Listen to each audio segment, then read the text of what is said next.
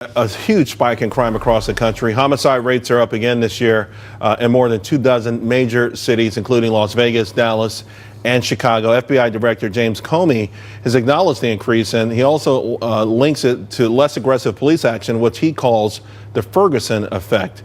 This is where police officers are reluctant to confront suspects due to videos going viral. And also, of course, we've had some of these sort of stand-down orders from Baltimore to New York City. Joining me now to discuss two former police officers, Steve Rogers and Rod Wheeler. Guys, before I get to you, there was a story in the Chicago Tribune that broke my heart. 10 slain, 16 wounded in Chicago over the weekend, including a 16-year-old girl. The Kayla Dansbury was a popular standout at Johnson College Prep, and she was stabbed in the heart at 7:30 p.m. on Saturday. Right. I just when we get these notions that somehow the police are the bad guys, the police are the problem, and they actually are forced to do less police work. It's the citizens, the poor citizens, that pay the price, isn't it, Rod?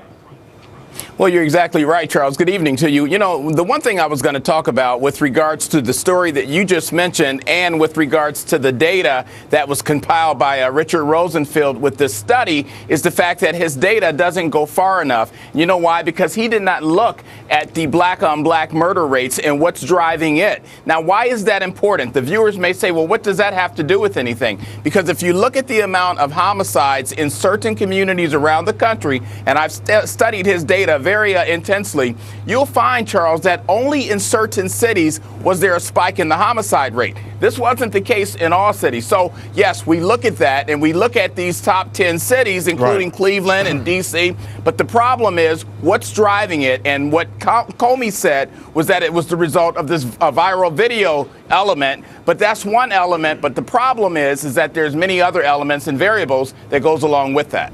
Yeah, I know also, Steve, that's 200,000 blacks left Chicago from 2000 to 2014. These weren't poor black people. These are people who had pretty good jobs, good educations, and they just couldn't live in these communities anymore. So 1/5 of the population, and the rest have more or less a green light for this kind of stuff to happen. You know, Rod is spot on about another element, and that other element is political interference. Police officers are unable to do their jobs via community policing and via proactive policing.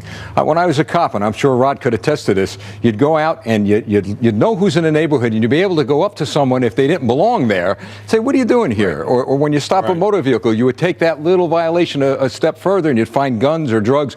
Police officers aren't doing that anymore, Charles, because they now got to protect their pensions, they got to protect their lives, knowing that the government, politicians, are not going to watch their backs. Long Beach, California up 125%, Dallas up 73%, Chicago up 70%. We're talking about homicides. Guys, appreciate your service and appreciate you coming on the show tonight. Thank you. Sure. Thank you at home for watching, too.